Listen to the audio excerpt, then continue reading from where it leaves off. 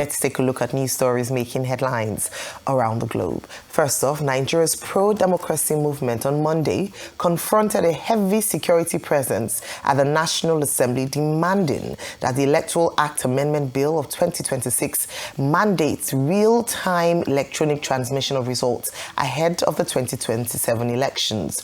Joined by former presidential candidate Peter Obi, the protesters vowed a no retreat, no surrender campaign until lawmakers make electronic transmission compulsory. Arise correspondent Friday Oloko filed this report.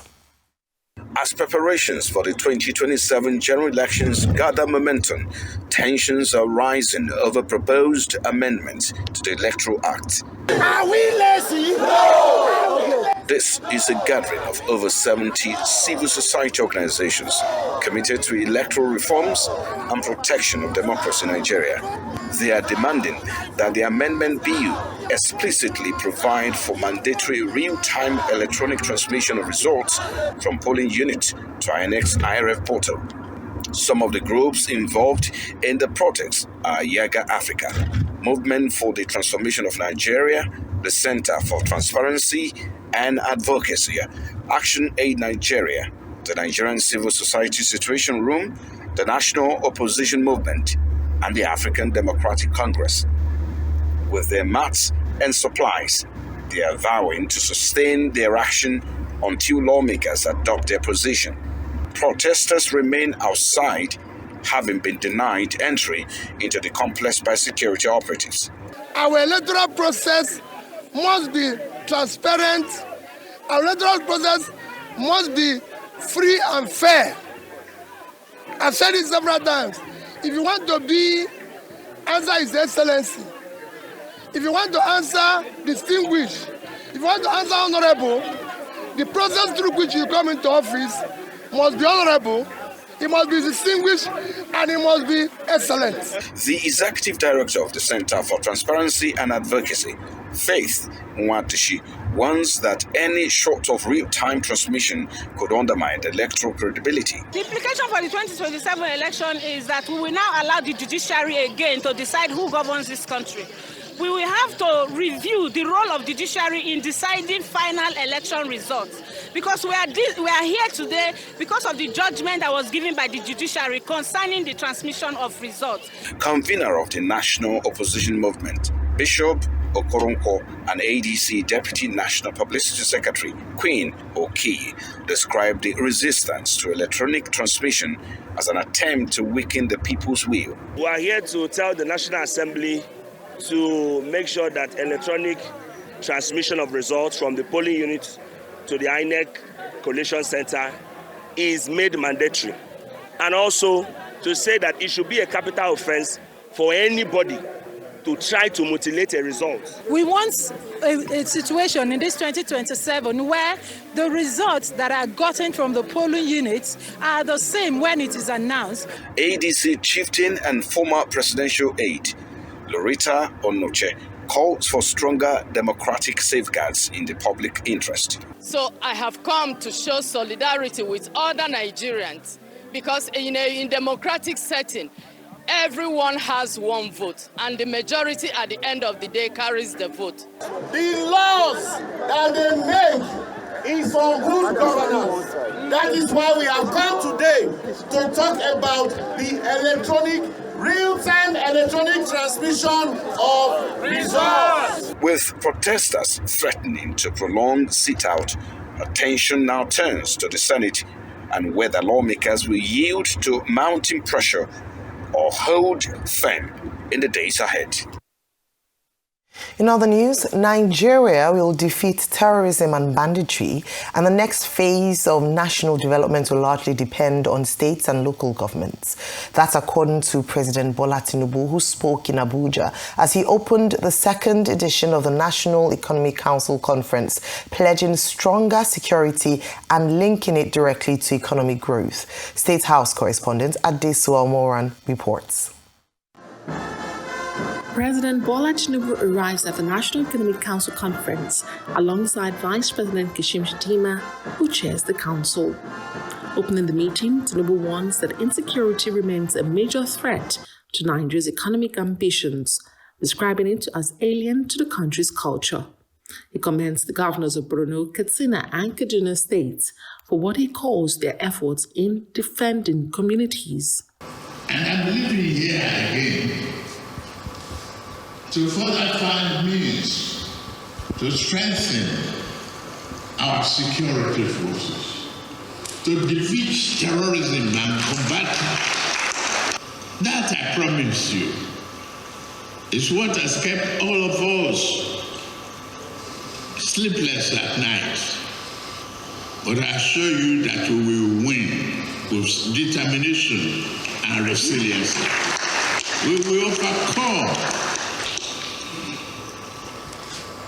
this unacceptable terrorism and banditry. It's not part of our culture. It's foreign to us. The two-day conference brings together federal and state officials, development partners, and private sector leaders to discuss inclusive growth and sustainable development under the Renewed Hope National Development Plan for 2026 to 2030. President Tinubu says the plan marks Nigeria's shift from economic recovery to transformation, with states and local governments playing a central role in delivering results. We must move decisively from declarations to implementation through data-driven decisions, making peer learning among states, local governments, and innovative financing models a reality. Nigeria's diversity is our strength. When state grows, Nigeria grows. When growth reaches the poorest household, national stability is strengthened. When development is sustainable, our children inherit hope. The task before us is demanding, but the opportunity is historic. The Renew Hope agenda is a national compact, a promise that the sacrifices of Nigeria will lead to a stronger, fairer, and more prosperous nation. Vice President Kashim reminds council members of their responsibility to translate national policies into concrete action at the state level. The inclusive growth on our radar is not an exercise in sloganeering. We have confronted the macroeconomic obstacles before us. What remains is to ensure that progress filters down to the everyday lives of our people. This is precisely why the National Economic Council remains the most suitable vehicle for delivering the promise of inclusive growth. The conference convener underscores the need for the meeting as governors and development partners reaffirm their commitment to collaboration and effective implementation. How do we sustain the momentum? How do we ensure it works for everyone? How do we equip our populace with requisite skills to compete? How do we imagine the future and plan for it? No single tier of government can deliver inclusive growth alone. Federal policies require state-level execution. State initiatives require national coherence, and both depend on credible partnerships with the private sector and our development partners. The conference then moves into panel sessions, and a moment of silence was held for victims of insecurity across the country, including Kwara State. The hall is now quiet, bringing an end to today's session. But the work is far from over. The focus has been on execution, with states expected to drive growth and insecurity framed as an economic risk. How quickly the consensus moves to implementation is the question here, as the conference moves to its second day on Tuesday. From the presidential villa, Adesua Omoruan, Arise News. Thank you, Adesua. Well, still on tackling terrorism in Nigeria, Nigeria's First Lady Oluremi Tinubu has described the recent U.S. airstrikes against Islamist militants in the West African country as a blessing as she calls for deeper security cooperation with Washington. Speaking during a visit to the United States, Mrs. Tinubu said the strikes showed welcome support as Nigeria battles insurgents and criminal gangs. Mrs. Tinubu, in an interview with Fox News, said Nigeria is looking forward to stronger collaboration with the U.S. to address growing security challenges. The comments come amid concerns in the U.S. over religious violence in Nigeria, particularly attacks on Christian communities. Mrs. Tinubu added that the violence affects both Christians and Muslims, stressing that insecurity cuts across regions and religious lines. Whatever is happening, at times, who would have, you said President Trump recognized me. Who would have thought that would happen, to even say the least? So when you look at that, I'm getting global recognition in all of it, despite, and that is what life is all about. If something is going to be good, it will come from, the rebels, and it starts like that. And then we have that attention, we have the conversation going, and we expect, there will be more. It's going to yield a better fruit for us, and both for us and also America. President Trump had words of praise for you this morning, but there are still some U.S. lawmakers that believe that there is as they call it, Christian genocide going on in Nigeria, and they've been critical of the government for not doing enough. What do you say to that argument? What do you tell them? We've been able to educate them more about the situation on ground. We live in Nigeria. We know that, this is a democracy, and we are getting close to re-election, and there will be a lot of potholes of the beliefs they want the outside world to know. And we can see that with this government, we just out of a lot of economic crisis that we inherited, because this is the first time the government of Nigeria will remove fuel subsidy. We were producing oil, but we were not refining them. So now Nigeria, we have refined products, and we're not importing fuel like before. So our exchange rates are stabilizing. The country is moving forward. We're trying to make sure that insecurity we can tackle. And the president has even changed the service chiefs. They've replaced them with new ones. So we're looking at reforms. In November, because of what is going on and the world concern about Nigerian Christians, the government, my husband declared a state of emergency on the 26th November 2026, and on insecurity. And by that, what did he do? He had to ask the police inspector general to recruit additional 50,000 police officers, and then the soldiers 24,000 officers, so that they can help in, to secure insecurity. And not only that, there are 10,000 forest guards that were not carrying arms before. It said they should be armed so that they can secure the forest where all those terrorist groups, take hiding, and so that, and also the bandits and people that are, killing for ransom or asking people, kidnapping for ransom rather. So those are the target. And also not only that, 11,566 police officers that were under VIP assignments have been recalled, and they've been sent to all the hotspot areas in Nigeria, like Plateau State, Benue State, Taraba, and also other communities that they felt that they needed. So, and that's what, has been happening. So we hear what the world is saying. We are concerned about our people's safety.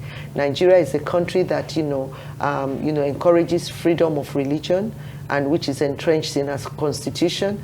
And we're trying to make sure that even investors, when they come to Nigeria, because our, economic growth is rising steadily, and then we want to make sure that, we can do that. And there's so much work to be done. So we are not ready to blame past administration, because when Nigeria was in the boom age, we didn't really invest well. So, and this is what, we've inherited now. We have to see what to do, and we have to partner with other countries who mean well for Nigeria, and, and those who can help us, making sure that our insecurity situation is dealt with. All right, moving on. The governor of the Central Bank of Nigeria, CBN, Mr. Olayemi Cardozo, yesterday said the Apex Bank's reforms introduced on his assumption of office have established economic stability. This is as Minister of Budget and Economic Planning, Senator Abubakar Bagudu, hailed President Bola Tinubu for implementing reforms that have aided economic transformation as well as improved the fiscal condition of states and local governments. The minister also commended the president for his contributions to strengthening federalism, noting that a more united federation is gathered here because of the choices you made, in his words. Also, Minister of State for Finance, Dr. Doris Uzoka Anite, said the country required 10% annual growth rate over the next decade to actualize its aspiration for a $1 trillion economy. The trio spoke at the opening of the second National Economic Council Conference with the theme Delivering Inclusive Growth and Sustainable Development, the Renewed Hope National Development Plan in Abuja. Cardozo said a $3.42 billion balance of payment surplus recorded in the third quarter of 2025 represented a significant improvement, while inflation has moderated significantly to 15.15%. He said the banking sector remains sound, while external reserves were grown to $49 billion as of February 5, 2026. All right, Rufai, this morning, a number of stories. Of course, chief amongst still very much a hot topic is the Electoral Amendment Bill being considered by the Senate, and today there's that emergency meeting convened by the Senate President himself. Also talks around insecurity. The National Economic Council Conference, second edition, is going on. We also had the opportunity to hear updates on the position or the state of the economy from key financial ministers in the President's cabinet. Your take on these stories? Okay, a couple of things. Number one, I think the arguments are clear enough as we speak today that the way to go is electronic transmission. Let me nail the last arguments. You know, I've been making a series of arguments since yesterday. As at the 13th of January, 2013, go and fact check me, Alhaji Lai Mohammed made a strong case on the Nation newspaper for electronic voting and using the electronic process for voting leading up to the 2015 elections. You can go and fact check me. The question we should ask is, why is it that those that made a strong case for it then are balking today? Just like how they tried as much as possible to run away from it in 2022, but I'm sure they probably passed it there because they found a lacuna. And the lacuna was the fact that INEC could use its discretion. Because these people, they get their experts in, they get their consultants that analyze these things for them, that think for them. They pay people to think for them. What do you think they use the state resources for? They pay people to think for them. So I'm sure that's why they probably pushed it through. I will hazard some things that will happen. It will get to a point where the pressure gets a lot on them. They might balk, they might not balk. But if they balk, there will be another problem. If they finally say, okay, they will make mandatory transmission happen, there will be another problem. The problem with the president's assent, and they're going to play around that for a while. Might probably be a replica of what happened in 2019, or it might be a different mode they are going to use. They will see every way to be able to frustrate the assent. Let me push it one step further. They know that Nigerians do not follow up. Till today, the committee they set up in December to review the tax complaints, has that committee give you a report as of February? The discrepancies in the tax results, has the committee give you their final report? So because they know that attention is like that of what we call Drosophila melanogaster, that of a fruit fly. So they know the attention span is low. So they will balk around and they will play around. So I see that scenario also playing out. It will be incumbent on them if they, they finally get it signed by the president. And in an event where they get it signed, it will have probably because they will have also go to look at other provisions that you will not see, and their advisors will have told them, okay, there's a wiggle room here. and that's what will be signed. And in an event, even if it's even signed, you will see, since we've now learnt that this is how they behave from the tax law, there might be discrepancy between what they showed you they passed and what they signed. I don't trust them in any shape or form. Nigerians, you are in for a long ride. Eternal vigilance is the way. I've given you 3 scenarios. One is either they rigmarole around it, the president rigmarole around it, they don't sign it into law. If they sign it, there's problem. Because when they sign it, what they assent to, what they conclude, what they harmonize might be different from what they will sign. And even if that happens, if there's a matching in there, it must have been that they might have gone to look at other provisions that is embedded in there, because I was seeing part of the document, yes, it's about 300 and something pages. They know that people will not be able to skim through all of those 300 and something pages, so they will hide it. President Tinubu is saying insecurity is giving Nigerians sleepless nights. He's wrong. Insecurity is killing Nigerians. It killed over 200 people in Kwara. How are we going to wake up those people? Should be somebody that's alive, that can sleep, have sleepless nights and wake up. Somebody that is dead is gone forever. So when Mrs. Tinubu was also going to speak in America, what we are just begging both of them is end insecurity. You are the one that is the commander-in-chief. If you were not commander-in-chief, I will never bother you one day. All of this I'm saying today is because President Tinubu is president. The moment he ceases to be president, the person that becomes president after him is my concern. Because for me, I want this country to be good. So they should look for ways to fix insecurity.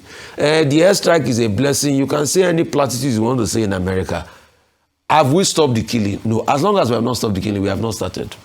Thank you. Dr. Batin. Okay, let me start with the Senate. The Senate had been on a 2-week recess. Now it's reconvening today as a matter of urgency to address what Senate President Godswill Akpabio had described as, votes and proceeding stage.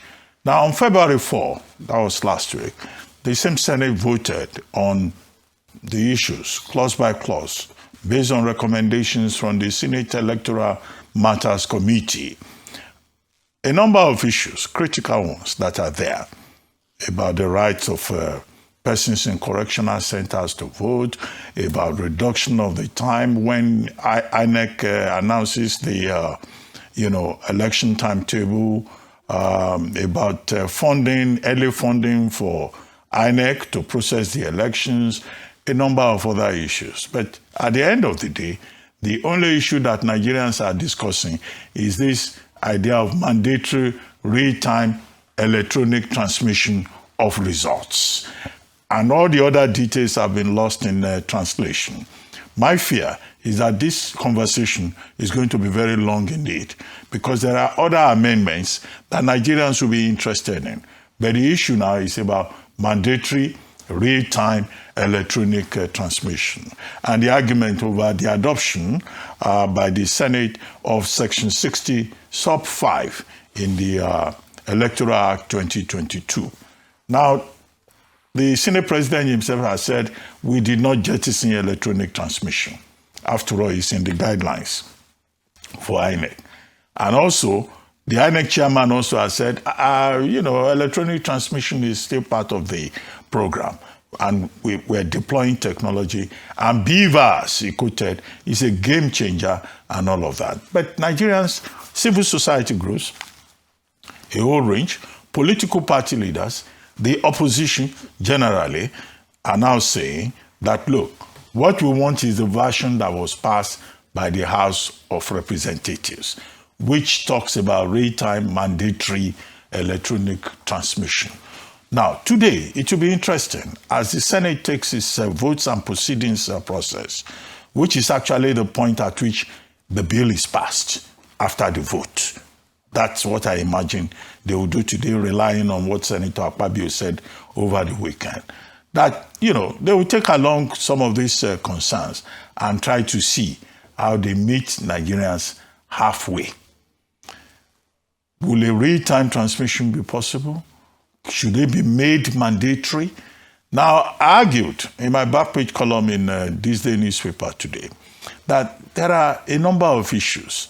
For example, when you say IREV, transmission to IREV in the Supreme Court decision 2023, and the Supreme Court has not yet reversed itself, and it is not clear that this National Assembly is going to make legislation in a different direction, said that IREV is a viewing portal, it's not a collation center. As long as that is the state of the law and the National Assembly retains it, you can't have what the people are asking for. I also tried to interrogate this whole idea about electronic voting, electronic transmission. Yes, it is desirable because the people want to monitor their votes. They want to defend their votes. But for you to transmit electronically, I again looked at the what is called the excuses given by the National Assembly and what the reality is in other jurisdictions. In Brazil, they had to try electronic voting in 2000, in 2002, for about 4 years before they eventually decided on it. In Japan, they tried electronic voting and electronic transmission in some prefectures, as they called it.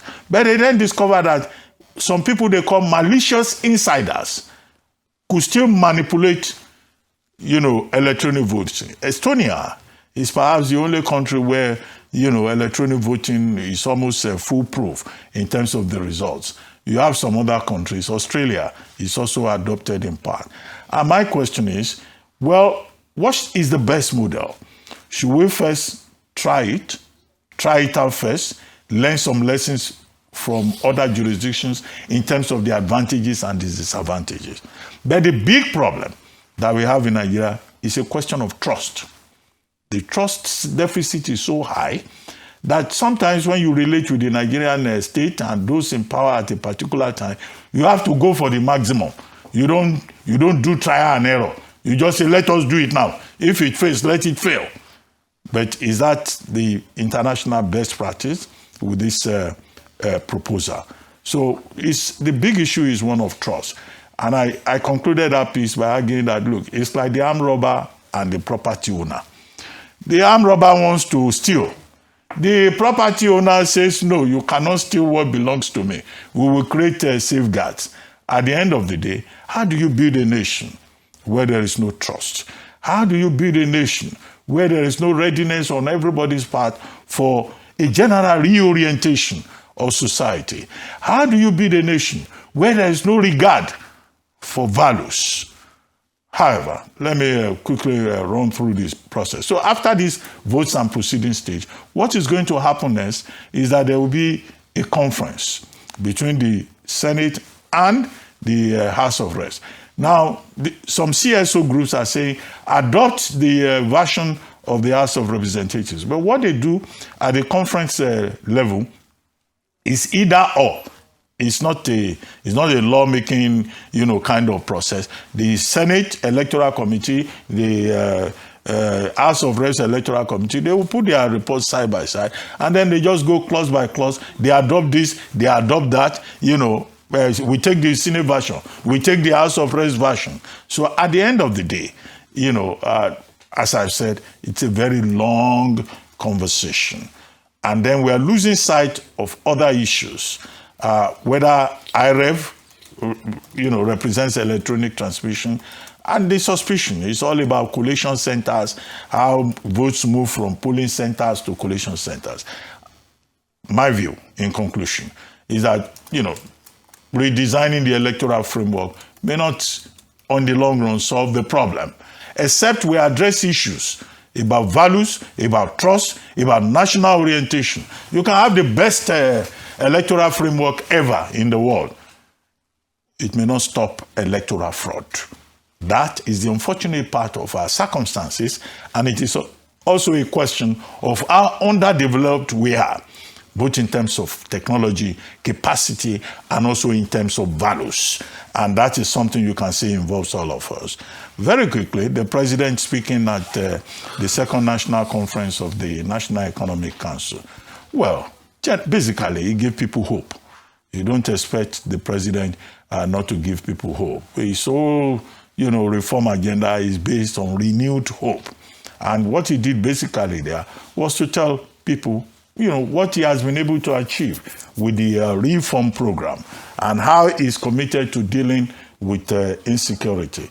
I would have been surprised if he didn't talk about his achievements, and I would have been shocked if he didn't talk about commitment to continue to create zones of mechanization to deal with insecurity, and his assurance that we will overcome. That's what leaders do. They give people hope. Finally, on Mrs. Remi Tinubu, I think that she's having so far, or she has had, a very good outing in the United States. I watched that intervention. Well, I thought she even did a much better job than some spokesmen of the or spokespersons of the present government in defending the administration.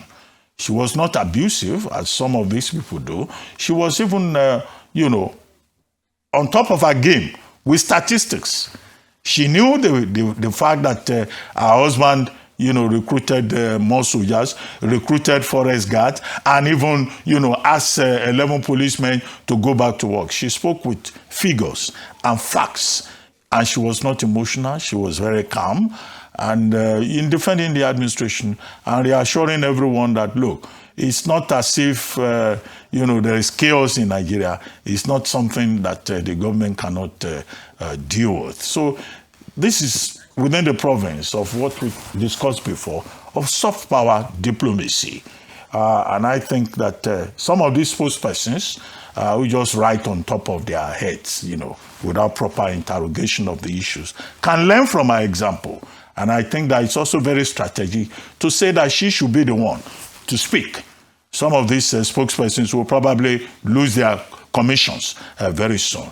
And as for people who said she's very classy, did you see that pearl necklace? Dr. Abadi, people want to eat. That pearl necklace, very classy. Oh, you don't know it? I don't know how to, I'm just, it looks good. Okay. I just think it looks fine. I don't know.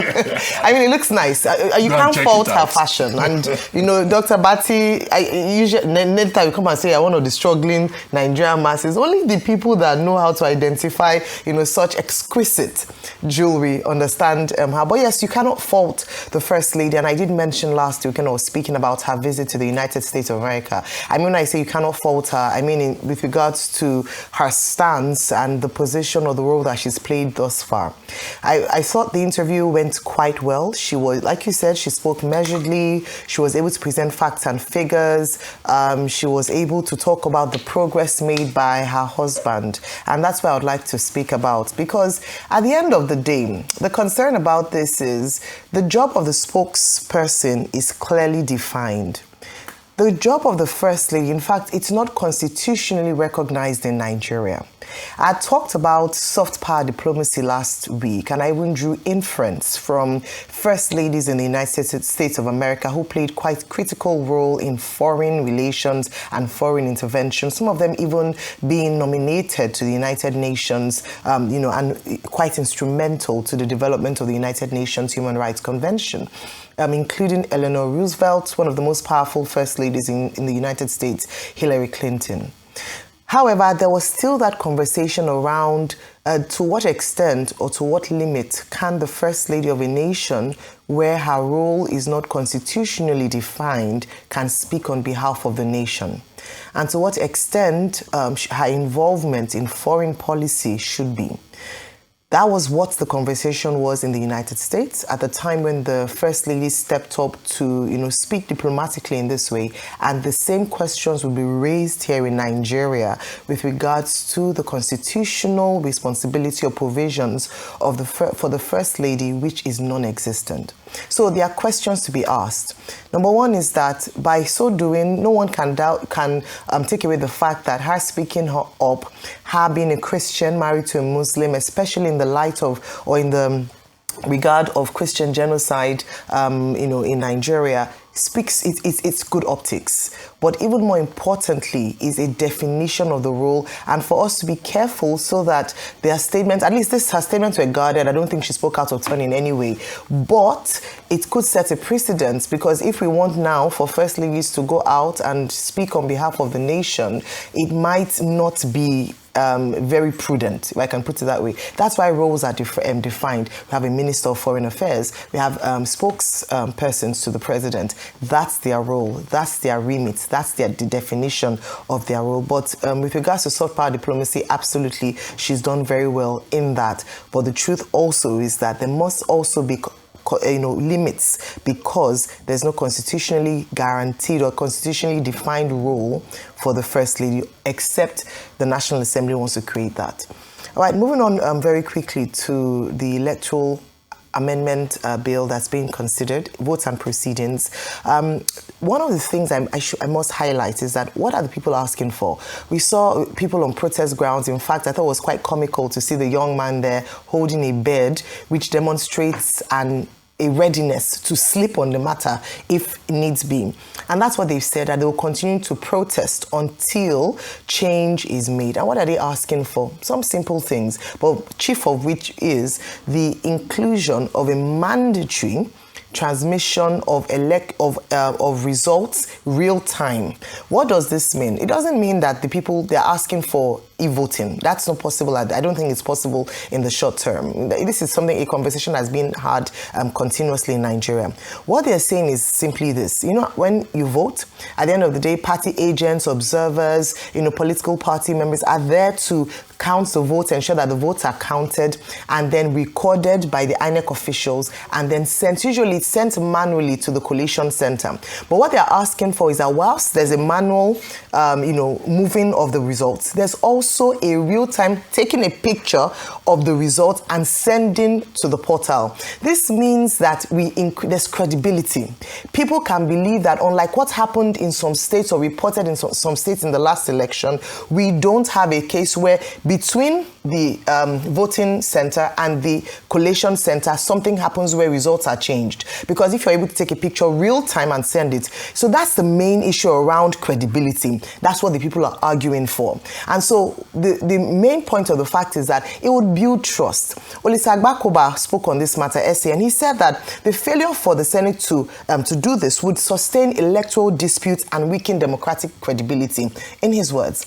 And then we also saw one of the protesters from the CSOs who had talked about the fact that Nigerians are tired of elections or their leaders being decided by the courts. Make the process as transparent and credible as possible, leaving little room for litigation. Of course, we know that there'll be opportunities for dissenting voices to go, but leaving room for that so that it's actually the people's voices and the people's choices that determine who their leaders are. And that's what the people are calling for: a credible, fair process, transparent, that the people can believe in, that their votes actually count. And that's, with regard, that's why there's a call for the Senate to do all it can to ensure that this is included, and that when you go to the courts, when it comes to evidence, you can actually present the pictures from the IREF portal as part of your evidence to support your claim in the case of an election dispute. So those are some of the things.